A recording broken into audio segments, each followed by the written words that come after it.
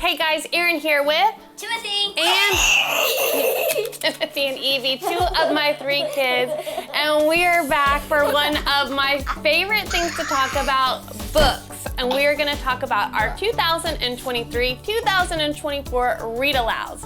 So, when do we read? When do we read, guys? At nighttime. Every day. Yeah, Every day, during the day, at lunch, at breakfast, during the day, at bedtime. We just read all the time. So we just love books, and we want to share our favorites with you. So the way we're going to do it is we're going to do a ranking system out of stars. So if you see us with a 5 stars, that's a favorite. We really, really love it. If you see 4, that means it was really good. We liked it a lot. If it was a 3, it was good. If it was 2, it's okay. And if it was a 1, that means not for me. So that's how we're gonna rank, okay? I'm gonna move across the table. So some of these only Timothy and I did, and some of these Timothy and Evie did. Some of these just Evie did, and some of them we did all of them, and even Titus. So Timothy was 8. I don't know who Titus is. He's in the picture in the thumbnail. So Timothy is 9, but he was 8 throughout the year. We just finished 3rd grade. Evie is 6, and she was 5 throughout the school year and just finished kindergarten. So that's just to give you a little bit of an idea. All right, we're gonna get started. So for Timothy's curriculum for 3rd grade, we did exploring countries and cultures. And one of the things that we did this year was missionary stories. And so we'll go through these fairly quickly, but the first one was Nate Saint, and he was in South America. So what would you give Nate Saint? A 5. I'll give him a 5 too. It was a great story. Next one was George Mueller. What would you give George Mueller? I'm gonna give him a 5 too. 5. And then next one was David Livingstone. George Mueller was in England. David Livingstone was in Africa. What would you give David Livingstone? A 2. Wow. I'm gonna go with a 3. I could talk on and on about that one, but we'll just leave it at that. That are our rankings there. Next one is Amy Carmichael. She was in India. What do you give Amy Carmichael? A 4. Okay, I give her a 5. And last missionary story was Gladys Allward. She was in China. What do you give Gladys? I'm gonna give her a 4 too because she went through lots of things. I'm gonna go through a 4 as well, just cause, yeah, I can see why he's saying that. She went through so many trials, and it was just sometimes hard to read all the things that she went through. All right, the next one I'm gonna talk about is Kingdom Tales. So this was a read aloud that we had throughout the whole year, and it was kind of, my father's world put this book together, and it's kind of an allegory. So it talks about things from the Bible, but in a fictionalized setting. What would you give Kingdom Tales? A 5. I'm gonna give it a 5 too, because there was a few stories there where I get like choked up. You heard some of them? Yeah. I heard basically all of them. Yeah. Would you give that one? What do you give that one? Yeah, 5. You give it a 5? No, actually, 3. It's okay. It was okay. So keep in mind, this was from his curriculum for 3rd grade. She's in kindergarten, so she did hear a lot of the stories. So that's good to know. He would give it a 5, and that was in his year, and she was in kindergarten, she gives it a 3. All right, the next one we're gonna talk about is called Geronimo Stilton. And we're just gonna flip through these real quick. As the series, we read some of these through our co-op. What would you rank them as a series? Like not the individual or specific books, as a series, what would you rank the Geronimo Stilton? Not every single individual book, no, it would be 4. You're gonna give it a 4? Okay. So the Geronimo Stilton are graphic novels. So one thing I really liked about these was that they would go to different times in history, so you can have the historical aspect. And they also had like a facts. They would have facts off to the side. For me, I'm gonna give it a 3. I thought they were good, but they're definitely not, 4 or 5 level for me. So they're interesting and good, but not my favorites. Let's see, do you remember Molly's Pilgrim? Yes. Okay, what would you give it? It is a pretty short book, so we read this one pretty quickly. Actually, Molly was from where? Russia? She was from Russia. And so it's called Molly's Pilgrim. You can see on the cover, it's kind of got a fall setting. So we did read this in the fall, around Thanksgiving time frame. It's called Molly's Pilgrim. So you kind of talk about how we still do have modern day pilgrims today. I'm gonna give it a 4. I thought it was really good. It wasn't top tier favorite, but I thought it was really good. All right, this book is called The 100 Dresses. What do you remember about this one?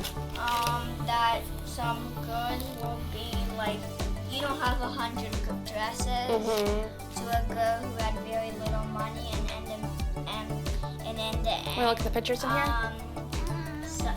The person moved away to somewhere else. Yeah. The author, the narrator of the story, the one telling the story, she was actually one of the girls that was kind of making fun of the girl, and she carried around this guilt and feeling bad for that, and that's why she wrote it. And it's called 100 Dresses because it was about a little girl who didn't have very much, but she had her imagination, and she was very artistic, and she drew a lot, and so it was kind of beautiful in that aspect where you can see how when you don't have a lot, you can use that imagination, creativity, and also it shows that over time you can kind of make amends sometimes with the things you've done in your past. So what would you have, 3 for you? I'm gonna say 4 for me. I thought it was really good. All right, the next one is Esperanza Rising. What would you say? 4. I'm gonna go with a 4 as well. This book took place during the Great Depression, and it was kind of sad. She was really well-to-do in Mexico, and then they came to the United States for a big reason, and then they had to start working on farms. I liked it because it was based off of some real life things, but it was, throughout the story, it was kind of sad, all the trials they went through. But at the end, it did have kind of a happy and hopeful ending. So I did appreciate that it was, real history in there and the hopeful ending. All right, the next one is Boxcar Children, book number 2, 5. I'm gonna go with 5 too, because I like the Boxcar Children. Evie's turn. So Timothy didn't read this one. This one is called The Secret Unicorn, Snowy Dreams. Wait, what? There it is. Wait, what? Oh no, this is all. It got out of order. What would you give this one? I think I would give it a 3. 3? Okay. You thought it was pretty good, but not your favorite? Fair enough. I think that what we should do is kind of rank these all together. Actually, I do like, that one was it. You wanna rank them, okay, you rank them individually and I'm gonna rank them all together. Sophie Mouse, The Maple Festival, 5. Sophie Mouse, Looking for Winston, 4. Sophie Mouse, Forget Me Not Lake, 5. Sophie Mouse, The Emerald Berries. I don't really remember that one either. Oh, there's so many Sophie I Mouse. would give that a 4. Okay, Sophie Mouse, A New Friend. Oh, I remember that one. Sophie Mouse, Winter's No Time to Sleep. I give that one a 5 because she gets a new friend. Yeah, this was so cute. This one had a little hedgehog in there. And the hedgehogs normally do what during the winter? I will know. 8. And so what happened? We made her name way for Barnsey to not sleep in the winter. Close all of the windows so he doesn't get nice. Sophie Mouse, The Mouse House. 5? She did a lot of nice things to that girl. Yeah. So 1, 2, 3, 4, 5, 6. Altogether, it would be a Altogether a 5. And all together, Evie gives them all together 5, and I'm gonna go with 5 too. And this changes from last year. Last year I gave Sophie Mouse a 4, but this year I'm giving it a 5 because I changed my mind, and this is why. I loved it because Evie loved it, and it was so nice to see her. Can I see It was so nice seeing her getting so interested and invested into the story, and I loved it. So if you have a kindergartner, these are great chapter books to start with. All right, the next one is, look at this one. What's this one? Charlotte's Web. Do you remember reading Charlotte's Web? I remember listening to while you read it to Evie just Okay. a little bit. So I read Charlotte's Web to Timothy when he was in kindergarten. Now I read it to Evie when she was in kindergarten. So I'm gonna have to do it for Titus when he is in kindergarten as well. And this is special. Look, this is my name. When I was a little girl, this was my book. So that one is very nostalgic for me. So yeah, 5 for me. Okay, where are we at? Oh, these are the ones that we also did together. All right, so last year we did the one and only Ivan. It was the first book in the series, loved it. And so the second one in the series is the one and only Bob. What do you guys think of this one? I got a 4. 4 for you? Yeah. What'd you think, Evie? I have no idea. Can I tell you why? Why would you give it a 4? Because you flooded. Huh? Because it flooded. Oh, you know, like, okay. I'll give it a 4 because it flooded. So Bob is the dog. So one and only Ivan, he is the gorilla. Bob is a dog. And then third and final book of the series was the one and only Ruby. What would you guys give Ruby? Ivan looks funny. What would you guys give Ruby? 5. 5? Okay. You're gonna hold up your 5? You gonna hold up your 5? Oh. Okay, I have a real quick story. I was so excited for Timothy. We did Exploring Countries and Cultures, so he was studying about Africa right after Christmas break. For Evie, for kindergarten, we were doing God's creation from A to Z. And right after Christmas break, she was on E as for elephant. I'm like, oh my God, elephant! So it was just so perfect. The next one we're gonna talk about is The Secret of the Hidden Scrolls, and there are 9 books in this, and we flew through this series. This series is very similar to the Magic Tree House. What would you give it? 5. Evie, what would you give this? 5. Yeah, so that was like a 5 for the whole family. And originally, I bought this for her for next year because for first grade it's learning God's story, and this covers creation to Jesus' death and resurrection. So I loved it. I just thought it was a great book series. We all enjoyed it. All right, the next one I'm going to talk about is Chronicles of Narnia. What would you give Chronicles of Narnia? 5. I'm gonna go with a 5 as well because there is.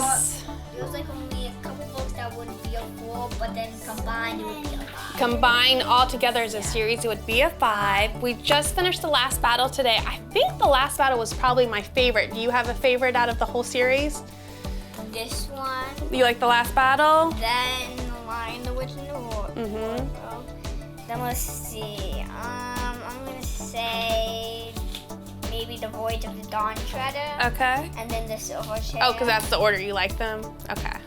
And then maybe The Magician's Nephew. Okay. And then Prince Caspian. Okay. And then The Horse and His Boy. All right. So there's definitely a reason that these have been bestsellers for so long. They're classics. Everyone loves them. This is the first time I've read them, and I really love how you're able to put Christian stories and Christian values and intertwine into this work of fiction, and it really makes you think, and we had some really good discussion from it, so we both will say Chronicles of Narnia is a 5. And Timothy said this was probably his second favorite series of all. And speaking of favorite series, this would be his favorite series. And so I talked about this on last year's video. We had read The Green Ember, the first book, last year at the end of the year, and then we worked through the rest of the series. So there's 4 in the main series, and there are 3 books for Joe Shanks, and there's 3 books that are kind of considered like a prequel to the main series. And The Green Ember is a more modern and more recent story. How would you describe The Green Ember? Why is it your favorite? What is it about it that makes this your favorite over Chronicles of Narnia and Secret of the Hidden Scrolls? Do you like the story out of it? Do you like, who was your favorite character? Pickett. You liked Pickett? If you don't know, the Green Ember series is about rabbits, and they live in a fictional place called Natalia. And there's good rabbits and bad rabbits, and good versus evil, and then there's there's some bad rabbits that are trying to take over, and the good rabbits have to overcome. And at the beginning of the story, Pickett and Heather, the two main characters, are young, and they're collecting berries. Yeah. And then throughout the stories, both of them had to just grow and get stronger and more courageous and fight and stand up for what they believed in and put the good of a lot of people over their own interest. And so there's just a lot of great themes and things. Hungry. I'm hungry. Mom. Okay, we're gonna film the video and then we'll eat dinner, okay? Okay. Well, so that is why The Green Ember is his favorite, and I loved it too because that was such a great experience for us together reading it. And then last year we talked about what books we were looking forward to, and so I got Timothy the Wingfeather Saga, so there's 4 books in that series, so we're looking forward to reading that together. All right, that is all we have for you, and we will see you next time. Bye. Bye. Bye. My son.